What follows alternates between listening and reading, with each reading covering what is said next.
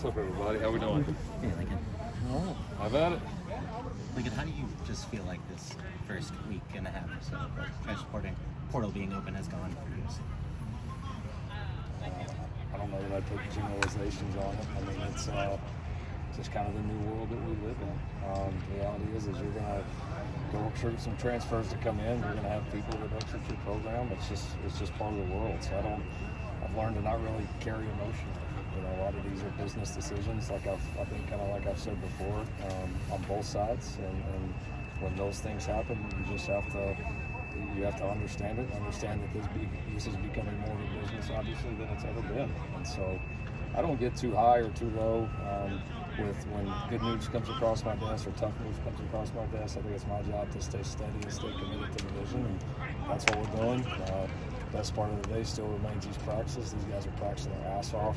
I've kind of been disappointed each day when I blow the whistle in practice. So excited about the team, excited about the guys we have out here, and obviously excited about the guys that are coming in. Again, at this point, large majority of the guys from 22 and 23, the top guys that you've recruited have hit the portal by now. Is there anything that you think about differently going forward in terms of recruiting strategy, evaluation at the start, or retention in the future, or is it just a facet to you of how the portal is operating? What do you do different as a program? Yeah, no, I think everybody's having to adapt. I think everybody's having to determine where they place value on certain positions, on certain people, and that's just the nature of it. The NFL's been doing it forever, right? You see the discussion on how much should you play a starting quarterback in the NFL? How much is a running back worth? How much is a receiver worth? If a guy, has this type of production, then, what percentage of a salary cap does that entitle them to, or does that, make sense for the program to be able to give to them? And so, yeah, it's become very cut and dry. It's very production based.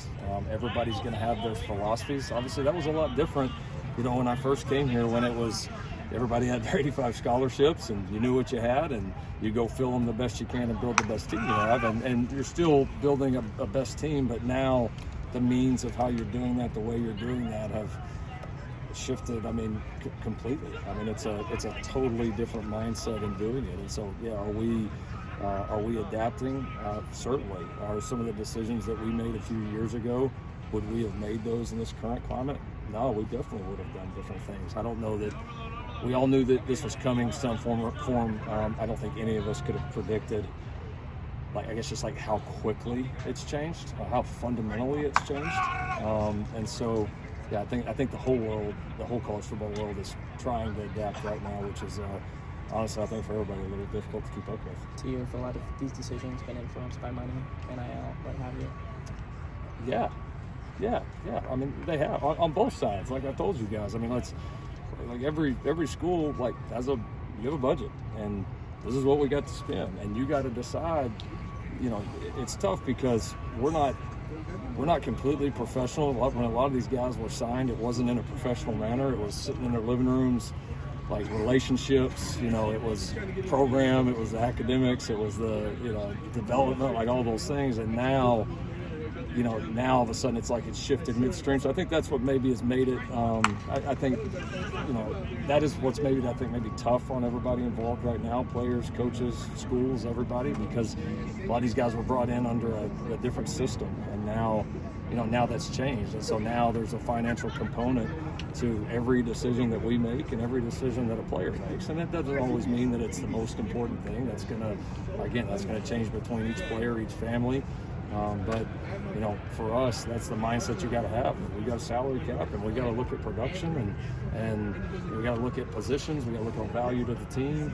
All of those things. And so it's been fun kind of putting that together and really deciding kind of what our philosophies are going to be on it. But it's just having to transition in the middle without a lot of clear-cut rules has added some challenges for all of us. When you're making you didn't think you were going to get that through of an answer, did you? Who do you assess with in terms of value? Is it just mainly talking to Dave? Who is it? Is it a group of guys? Yeah, no, our entire personnel team, and then working certainly with Jen, with Jay Hilbrand's in administration, because obviously they play a key role in that.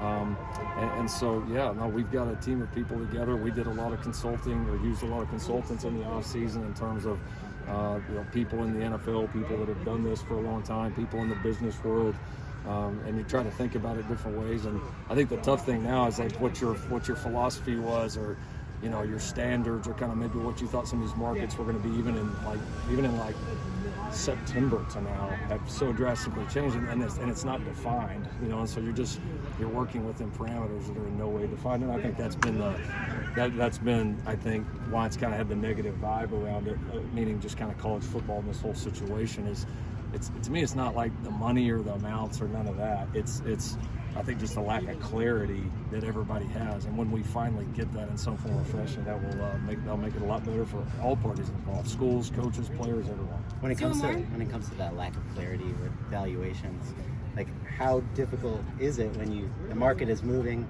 constantly? Do you often trend more towards being conservative and not increasing the offers when the market is kind of going off, or how do you balance sticking to your guns versus adjusting? For us, it's a little bit more percentage based. It's more based on we can't always control the amount of money that's out there, what all the decisions get made on in terms of caps and what you got to spend and all that. And so I think it's more about, all right, 100% of this cap, what do I feel that a left tackle is worth, and what do I feel that this player at this position is worth to this program. And I say I, but we.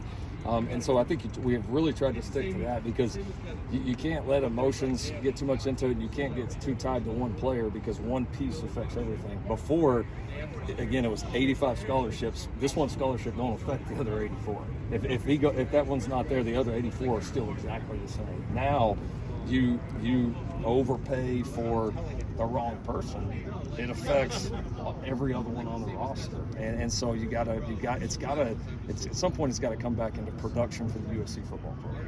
And so there's a lot of different ways to look at it. It is, again, with clarity, I think that will help us all. But you have to stick to your standards and have to stay steady, because you never know. Right now, you wake up every day and you never know what's coming. All right.